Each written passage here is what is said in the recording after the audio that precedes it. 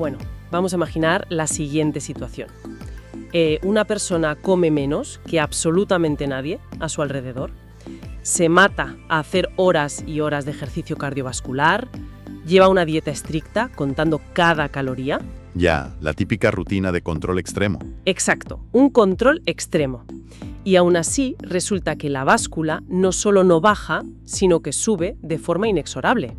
O peor aún, la ropa aprieta cada vez más. Ujú. Pues hoy, en este análisis a fondo, vamos a desgranar por qué el cuerpo hace exactamente esto cuando hay un cuadro de hipotiroidismo de por medio. Es que es un tema fascinante. Totalmente. Y nuestra misión aquí es ver por qué la solución para perder peso y eliminar esa grasa acumulada es, por muy sorprendente que suene, no comer menos, sino darle al organismo una razón de peso para que deje de devorar sus propios músculos. Es un punto de partida fundamental. A ver por qué esto rompe de lleno con toda esa cultura de las dietas restrictivas con la que nos bombardean a diario. Claro, el típico come menos y muévete más. Eso es. Y cuando hay una disfunción tiroidea en la ecuación, pues aplicar esa lógica tradicional es literalmente como intentar apagar un incendio echándole gasolina. O sea, un desastre absoluto. Y fíjate, lo que más me he sorprendido de la montaña de documentos y fuentes que estamos analizando en esta inmersión, Ajá. que por cierto tenemos desde manuales de histología médica hasta las explicaciones clínicas del doctor Carlos Jaramillo, pautas de la nutricionista Marisa Burgos y las investigaciones de la especialista Marta Rey. Sí, una documentación completísima. Pues todos coinciden en un mismo punto ciego. Quienes nos escuchan y conviven con este diagnóstico ya saben de sobra qué es la tiroides y dónde está. No vamos a dar aquí una clase de anatomía de colegio. No tiene sentido repetir lo básico. Claro, lo que necesitamos desgranar es el fallo mecánico, para que nos entendamos bien qué pasa realmente a nivel microscópico en las células para que el metabolismo se bloquee de esta manera tan brutal. Pues para entender ese bloqueo, primero hay que mirar cómo se gestiona la energía a nivel interno. A mí me gusta mucho usar una analogía visual, digamos. Ver a la glándula tiroides, que por cierto apenas pesa entre 15 y 20 gramos y tiene esa forma de mariposa en el cuello. Sí. Pues verla como si fuera el Ministerio de Economía del cuerpo humano. Es el gestor absoluto del presupuesto energético. Vale, me gusta esa imagen. El Ministerio de Economía. Sí, y este ministerio no actúa por su cuenta. Recibe órdenes del hipotálamo y de la hipófisis en el cerebro, que serían como el presidente del gobierno. Ajá, los que mandan. Eso es. Y esa orden llega mediante una señal química llamada TSH. Ante esa señal, los lobulillos de la tiroides, concretamente en los folículos, fabrican su moneda principal, que es la hormona T4. Y la almacenan en una sustancia llamada coloide. A ver, frena un momento ahí. Porque según tengo entendido, por los apuntes, esa T4 no sirve para nada tal cual sale de la glándula, ¿verdad? Totalmente cierto. Es como si, siguiendo con tu analogía, el ministerio imprimiera billetes, pero que las tiendas de la calle no aceptan. Es una comparación muy acertada, fíjate. La T4 es una hormona inactiva, es pura materia prima, digamos.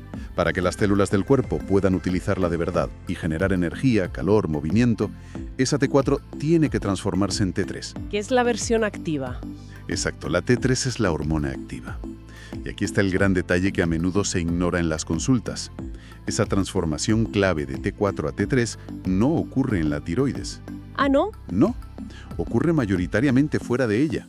Pasa en el hígado, en la flora intestinal y en los propios tejidos periféricos. Madre mía, o sea que el problema metabólico puede estar perfectamente en el hígado o en el intestino, y no en el cuello. Así es. Si conectamos esto con el panorama general, la cosa cobra sentido. Vale, pero volvamos al momento exacto del fallo. ¿Qué ocurre en este Ministerio de Economía cuando hay hipotiroidismo? ¿Y por qué la respuesta automática es almacenar grasa de forma tan compulsiva? Pues a ver, cuando hay falta de hormonas, ya sea porque la tiroides no produce suficiente T4 o, como decíamos, porque el hígado no logra convertirla en T3, el Ministerio de Economía entra en pánico total. Pánico absoluto. Decreta un estado de recesión profunda. La orden biológica es clarísima. Hay crisis, viene una época de hambruna, así que se guarda toda la energía posible en forma de grasa para sobrevivir. Claro, se cierra el grifo. Totalmente. Se recorta el presupuesto de mantenimiento. Por eso el metabolismo basal se hunde. El cuerpo deja de invertir energía en renovar las células. Y en consecuencia, pues el pelo se cae, Ya. la piel se vuelve áspera y seca, El tránsito intestinal se paraliza y provoca un estreñimiento crónico y la temperatura corporal cae en picado. La gente siente muchísimo frío.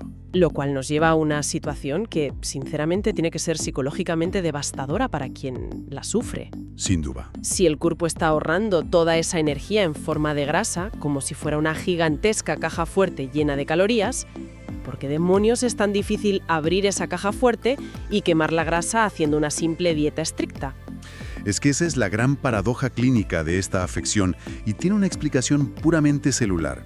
A ver, cuando falta la hormona T3 activa en sangre, el proceso bioquímico conocido como lipólisis se bloquea. La lipólisis, que sería la quema de grasa para entendernos. Exacto. Es la capacidad del cuerpo para romper las moléculas de grasa y usarlas como combustible. Pues bien, la cerradura de esa caja fuerte que tú mencionabas necesita la llave de la T3 para abrirse. Buf, claro. Sin ella, la grasa está ahí, acumulada a nivel subcutáneo, pesando, pero el organismo es biológicamente incapaz de acceder a ella para usarla. Es decir, es como un supermercado gigantesco. Los camiones de comida llegan constantemente, pero los reponedores que tienen las llaves del almacén están dormidos. Me gusta mucho ese enfoque, ¿sí? La comida se amontona en el almacén trasero, que en nuestro cuerpo sería la grasa. Pero la zona de ventas de la tienda se queda vacía, sin energía. Y aquí es donde los apuntes que nos han pasado se vuelven casi oscuros. Ya sé por dónde vas. Porque para sobrevivir, resulta que la tienda empieza a desmontar sus propias estanterías para usarlas como leña. Y esas estanterías del cuerpo son los músculos. Exactamente. El cuerpo entra en un estado real de desnutrición a nivel celular. Al no poder usar la grasa almacenada, ni asimilar correctamente lo que se ingiere, busca a la desesperada una fuente de energía rápida. ¿Y de dónde la saca? Destruyendo su propia masa muscular. Es una patología neuromuscular, en toda regla. Sí, y a nivel microscópico esto ocurre porque las mitocondrias fallan estrepitosamente. Vale, aclaremos un segundo esto de las mitocondrias, porque me suena a clase de biología del instituto y seguro que mucha gente lo tiene oxidado. ¿Qué papel juegan exactamente aquí? Pues digamos que las mitocondrias son los pequeños motores o centrales eléctricas que hay dentro de cada una de nuestras células. Ajá. Su único trabajo es coger los nutrientes y convertirlos en energía pura, en movimiento. Pero resulta que el oxígeno, entre comillas, que necesitan esos motores para arrancar es precisamente la hormona T3. Ah, claro. ¿Y como no hay T3? Como no hay T3, los motores se ahogan. La cadena oxidativa mitocondrial falla por completo. Las células del músculo no pueden acumular glucógeno, que es su gasolina básica. Entran en pánico y empiezan a autodestruirse. Madre mía. Y eso explicaría un síntoma que veo repetido constantemente en los testimonios médicos de las fuentes: la debilidad extrema. Totalmente. Ese dolor articular, esa sensación de que las piernas pesan toneladas al intentar subir unas simples escaleras o al agacharse a recoger algo del suelo. No es un simple cansancio de haber trabajado mucho. No, que va.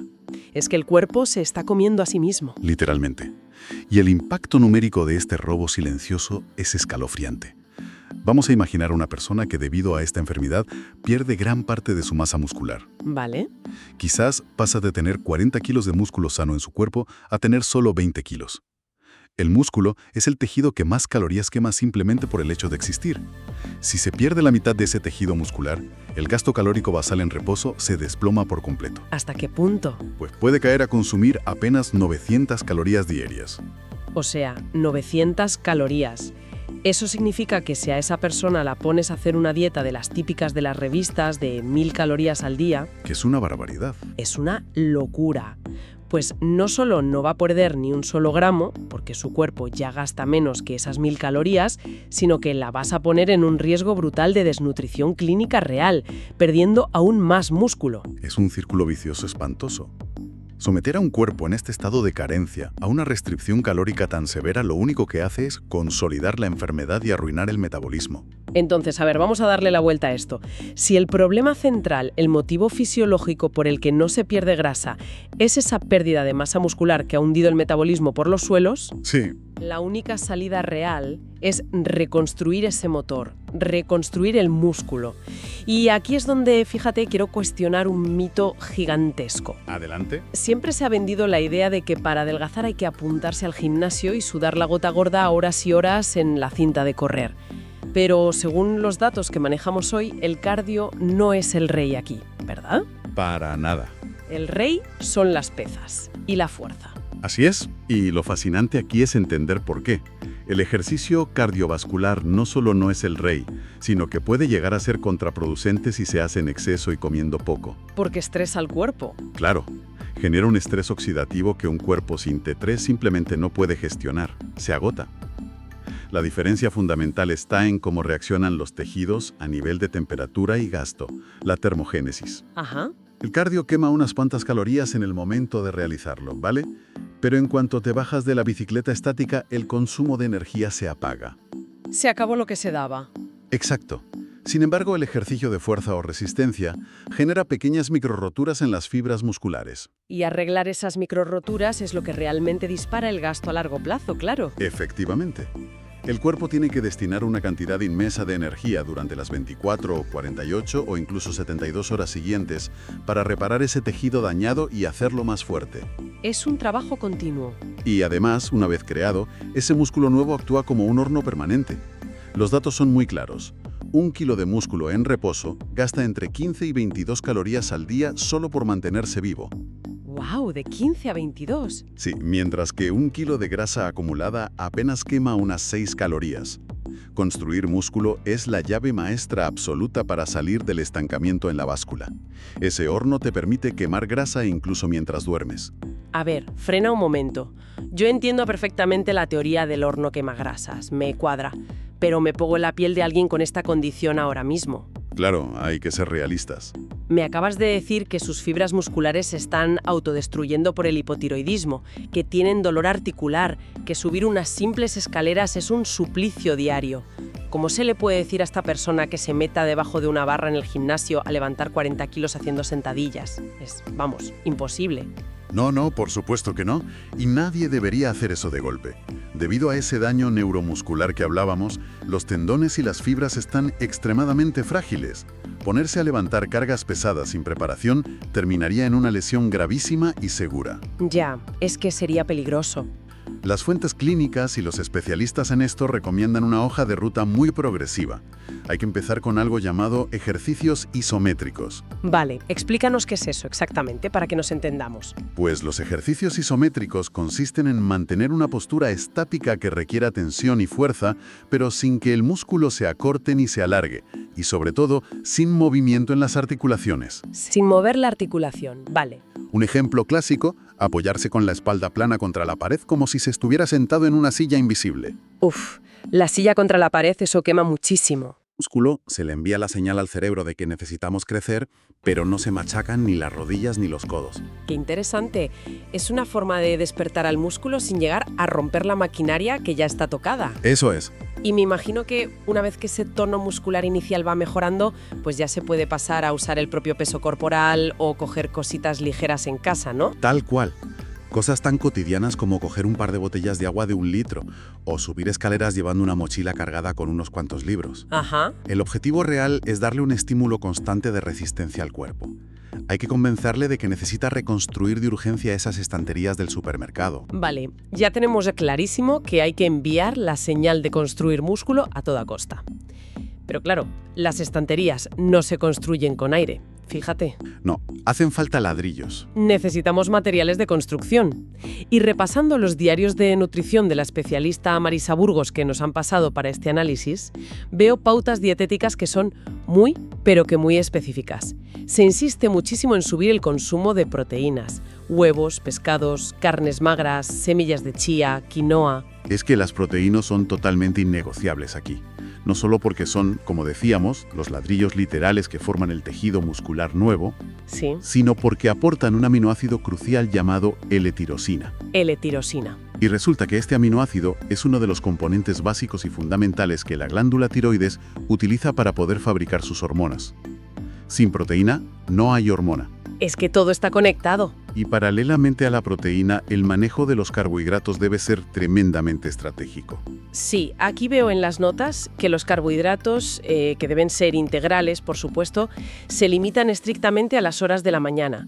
Y hay una prohibición casi absoluta de consumirlos después de las 6 de la tarde. Así es. A mí esto de las 6 de la tarde me suena a lo de los gremlins. ¿Por qué esta restricción horaria tan dura? Pues porque el metabolismo hipotiroideo genera una marcada resistencia a la insulina de base, y esta resistencia empeora de forma natural a medida que avanza el día y se acerca la noche. O sea, por la noche el cuerpo gestiona peor el azúcar. Capaz de procesar bien esa glucosa en sangre. Los niveles de insulina se disparan por las nubes. Y ojo a esto, esa insulina alta bloquea automáticamente cualquier intento del cuerpo de quemar grasa mientras se duerme. Es una pasada, como la química manda sobre todo. Y esto no se queda solo en los macros de proteínas y carbohidratos. Hay toda una alquimia de minerales detrás que me ha dejado alucinada. Es que los minerales son la chispa de todo el sistema. Claro, antes comentabas que la hormona inactiva, la T4, tiene que convertirse obligatoriamente en la activa T3 en el hígado, ¿verdad? Sí, ese es el paso crítico. Pues bien, los apuntes son clarísimos en este aspecto. Sin selenio, sin zinc, sin cobre y sin hierro. Y ojo que especifican muy bien que la ferritina en los análisis debe estar por encima de 60. Un dato muy importante, sí. Pues sin todo eso, esa conversión en el hígado es fisiológicamente imposible. Y hablan de que con el simple gesto de comer unas 5 nueces de Brasil al día, ya se cubre todo el selenio necesario. Y fíjate, es vital entender por qué este proceso depende de los minerales. Hay unas enzimas en el cuerpo llamadas deiolinasas. Deyodinasas, vale. Son las operarias encargadas de quitarle literalmente un átomo de yodo a la molécula de T4 para convertirla en T3. Y esas operarias dependen enteramente del selenio y del zinc para poder trabajar. Si no hay selenio, se declaran en huelga. Tal cual. Y por esto mismo hay tantísimos casos en las consultas de personas cuyos análisis de sangre dicen que sus niveles de T4 y TSH están en rango normal, que son perfectos. Y el médico les dice que todo está bien. Claro, les dicen que están compensados.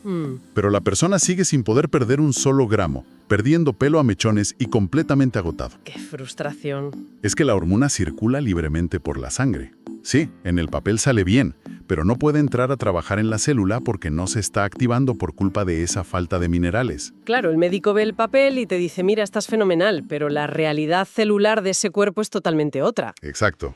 Y hablando de temas de alimentación, yo quiero que desmintamos aquí mismo algo que genera muchísimo terror en redes sociales. Adelante, hay muchos mitos. El famoso mito de los alimentos vociógenos. Hay gente que de verdad cree que si se come una ensalada de brócoli o un poco de coliflor al vapor, se está arruinando la tiroides para siempre y saboteando su pérdida de peso. A mí me cuesta horrores creer que la verdura sea el enemigo en una dieta. A ver, es que esto hay que matizarlo profundamente, porque hace mucho daño. No es que el brócoli sea un veneno para la tiroides. Ya. Es cierto que las verduras crucíferas en estado crudo, como el brócoli, la col, el repollo o las hojas sin fermentar, contienen unas sustancias que, sobre el papel y teóricamente, pueden llegar a competir con la absorción del yodo en la glándula. Vale, pero en la práctica... En la práctica real, en el momento en que tú hierves, haces al vapor o salteas mínimamente esas verduras, ese efecto bloqueador desaparece casi por completo por el calor. O sea que se desactiva. Claro. A menos que alguien se coma 1 kilo de brócoli crudo a bocados cada día durante 6 meses, no va a alterar su metabolismo en absoluto. O sea que nos estamos tirando piedras sobre nuestro propio tejado, evitando vegetales súper nutritivos por un miedo totalmente infundado. Es un miedo paralizante que empeora la dieta. Igual que pasa con el gluten. Veo una moda terrible de quitar el gluten a todo el mundo por sistema, casi como si fuera radiactivo. Pero los textos médicos que estamos revisando hoy advierten claramente que solo debe eliminarse si hay celiaquía o una sensibilidad confirmada. Correcto. Si bien es cierto que las estadísticas muestran que hasta un 30% de los pacientes con tiroiditis de Hashimoto tienen problemas cruzados con el gluten. Que el Hashimoto es la versión autoinmune del hipotiroidismo. Eso es, la causa más común. Pues aunque sea un 30%, eso sigue dejando un 70% inmenso de personas que lo tolera perfectamente bien. ¡Claro! Quitar el gluten sin una necesidad médica real a veces implica acabar consumiendo productos etiquetados como sin gluten, que en realidad están ultraprocesados. Llenos de harinas raras. Llenos de almidones refinados, azúcares y grasas malas, lo cual empeora aún más la resistencia a la insulina y fomenta la ganancia de peso. Espera, que acabas de mencionar el Hashimoto. Y hay algo en la investigación de Marta Rey que me ha dejado totalmente descolocada. A ver si me lo puedes explicar. Dime. Sabemos que la glándula tiroides necesita yodo. De hecho, esto lo aprendí hoy. Los nombres T3 y T4 indican literalmente el número de átomos de yodo que llevan esas moléculas, ¿no? 3 y 4. Que es pura química, sí. Entonces, Si la glándula necesita desesperadamente yodo para fabricar hormonas y acelerar el metabolismo, ¿cómo es posible que los documentos alerten del peligro extremo de tomar suplementos de yodo o de consumir demasiadas algas si se tiene Hashimoto? No me cuadra en absoluto la lógica de esto. Te entiendo. Es una aparente contradicción, ¿eh? Pero es fascinante. Médicamente se conoce como el efecto Jod-Basedow. En la tiroiditis de Hashimoto, el sistema inmunológico está confundido y ataca a su propia glándula. Vale. Imagina que la tiroides es una fábrica que está en plena huelga general, completamente rodeada por manifestantes violentos. Que serían los anticuerpos, entiendo. Exacto, los anticuerpos atacando. La fábrica está inflamada por dentro, asediada y al borde del colapso total. Vale, visualizo perfectamente la fábrica en crisis. Pues si en ese preciso momento de estrés agudo tú le envías de golpe un cargamento masivo de materia prima, En forma de pastilla de yodo, por ejemplo. en forma de un suplemento fuerte de yodo o un extracto concentrado de algas, y le exiges a la fábrica que se ponga a producir a máxima velocidad, la fábrica no arranca, Uf, claro. colapsa. El exceso repentino de yodo sobreestimula el tejido glandular que ya está dañado y provoca que el sistema inmune lance una respuesta aún más agresiva. Lejos de ayudar a producir hormonas para quemar grasa, ese yodo acelera la destrucción de la propia tiroides. Increíble. O sea que el intento de curarse, entre comillas, de forma natural, tomando un suplemento de herbolario, termina por destruir el órgano por completo. ¡Qué peligro, de verdad! Hay que tener muchísimo cuidado con la suplementación a ciegas. Desde luego. Y esto nos enlaza directamente con otra parte que es súper crítica para lograr perder peso en esta situación, la medicación sintética, la famosa levotiroxina. El pilar del tratamiento, sí. Porque, a ver, podemos comer perfecto, hacer nuestros ejercicios isométricos, cuadrar los minerales, pero si la pastilla que nos da el endocrino no llega a entrar en la célula, no hay nada que hacer. Y según veo en los manuales, el proceso de absorción en el cuerpo es un auténtico campo de minas. Es que es extremadamente delicado. La hormona sintética se absorbe en unas zonas muy concretas y estrechas del intestino delgado, el ilion y el yeyuno superior. Vale. Para lograr atravesar con éxito esa barrera intestinal, el entorno químico del estómago tiene que ser perfecto. Esto exige un ayuno estricto. Ayuno total, claro. Hay que tomarla solo con agua y esperar un mínimo de 1 hora antes de desayunar o, muy importante, incluso antes de tomar un simple café. Ya, el café es intocable ahí. Intocable. Y si la persona además de esto toma suplementos de hierro para la anemia o de calcio, debe dejar pasar al menos 4 horas de diferencia. ¿4 horas? ¿Por qué tanto? Porque esos minerales pesados actúan literalmente como imanes. Se pegan a la hormona sintética dentro del estómago y forman un bloque tan pesado y grande que el intestino es incapaz de absorberlo. ¡Qué barbaridad! Al no poder absorberse, el cuerpo lo expulsa todo directamente por las heces y la pastilla no ha servido absolutamente para nada. Es un protocolo militar, vamos, hay que cuadrar las horas al minuto. Pero lo que ya me parece ciencia ficción o más bien terror cotidiano en casa es el tema de los famosos enemigos ambientales que menciona la investigación médica. Ah, los disruptores, sí. Hay elementos químicos que compiten directamente con el tratamiento y están metidos en nuestra propia casa. Y hablo de cosas tan mundanas y diarias como lavarse los dientes. De verdad, la pasta de dientes con flúor o el pan de molde comercial con bromo pueden estar saboteando el metabolismo entero de estas personas. Completamente. Y aquí es donde la química pura entra en juego de una manera sorprendente en nuestro día a día. Cuéntame. Si echamos un ojo a la tabla periódica de los elementos, esa que estudiábamos en el instituto, Sí. pues resulta que el flúor, el bromo y el yodo pertenecen exactamente al mismo grupo químico. Son los llamados halógenos. Tienen una estructura molecular y un tamaño que son muy parecidos. Vale, ¿y qué significa esa similitud molecular en la práctica, digamos, para una pobre célula de la tiroides? Pues imagina los receptores celulares de la glándula tiroides como si fueran unas plazas de aparcamiento exclusivas y reservadas solo para los coches que transportan el yodo. Ajá, plazas reservadas. Como el flúor que viene del agua del grifo y de las pastas dentales convencionales, o el bromo que se usa en las harinas panificables, son estructuralmente casi idénticos, pero mucho más reactivos. Son más agresivos. Exacto. Actúan como coches súper agresivos que llegan antes, se cuelan y roban esas plazas de aparcamiento reservadas. Madre mía. Así que, cuando por fin llega el yodo que la glándula realmente necesita para fabricar hormonas, se encuentra con que todas las plazas están ya ocupadas y no puede entrar. Se queda fuera. Se queda fuera. Es un bloqueo celular totalmente invisible. Fíjate qué locura de situación.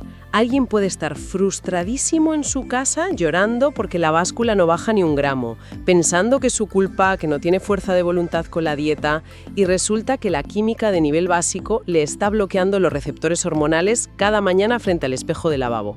Es tela, ¿eh? Es muy duro cuando no se tiene esta información, sí. Y para rematar este blindaje del metabolismo, no podemos olvidarnos de la vitamina D, ¿no? Veo en las notas que citan un estudio demoledor, que más del 90% de los pacientes diagnosticados con Hashimoto tienen un déficit severo. Es que lo de la vitamina D es un error de nomenclatura histórico tremendo. Le llamamos vitamina, pero en realidad en nuestro cuerpo actúa con una hormona clave y potentísima. Una hormona más. Es un regulador profundo del procesamiento de la energía celular y del sistema inmune. Sin unos niveles óptimos de vitamina D en sangre, el organismo no asimila bien los nutrientes a nivel intestinal, y esa resistencia a la pérdida de peso de la que hablamos se vuelve casi insuperable. Entonces el sol es medicina. Exponerse al sol a diario, de forma segura, no es un lujo estético para estar moreno, es que es un requerimiento metabólico innegociable. Pues a ver, si tratamos de resumir y organizar todo este enorme mapa técnico que hemos desplegado hoy sobre la mesa, yo creo que la conclusión es tajante. Sí, el mensaje está claro. Perder peso y eliminar la grasa acumulada cuando se sufre de hipotiroidismo no es, bajo ningún concepto, un ejercicio masoquista de pasar hambre extrema. Desde luego que no. ¿Ha quedado claro que si comes 900 calorías, tu cuerpo entra en pánico y destruye tus propios músculos? El verdadero objetivo es reparar el motor, reparar el metabolismo. Ese es el único camino. Y la hoja de ruta clara, según todos estos documentos y especialistas, implica cosas muy concretas. Subir las proteínas para tener materia prima y reconstruir tejido. Proteger esa conversión vital en el hígado, asegurando los niveles de selenio con las nueces y el zinc. Blindar la absorción de la pastilla respetando los tiempos de ayuno y alejándonos del flúor. Y por encima de todo esto, lo más importante, volver a encender ese horno quemagrasas mediante el entrenamiento progresivo de fuerza, empezando con calma por la isometría. Nada de matarse a correr. Es un enfoque, fíjate, de ingeniería biológica, mucho más que de dietética tradicional. Totalmente. Y después de analizar al milímetro en esta inversión, como un simple fallo en las mitocondrias, el robo de una plaza de aparcamiento por un triste átomo de flúor o la simple falta de un mineral pueden bloquear por completo la quema de grasa. Es que es muy fuerte. A mí me surge una reflexión final que es casi filosófica.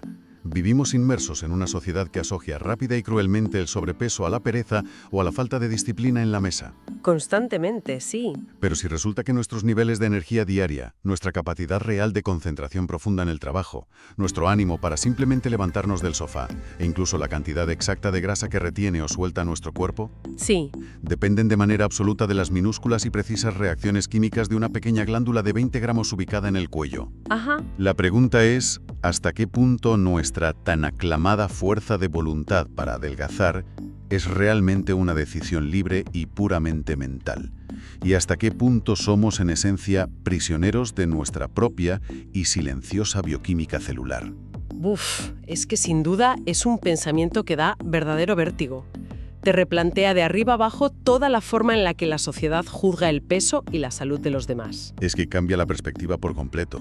Al final, comprender estas complejas rutas fisiológicas es la única manera de iluminar el problema real. Sabiendo cómo funciona realmente el motor de nuestras células, esa radiografía invisible del metabolismo de la que hablábamos empieza a tener todo el sentido del mundo. Exacto.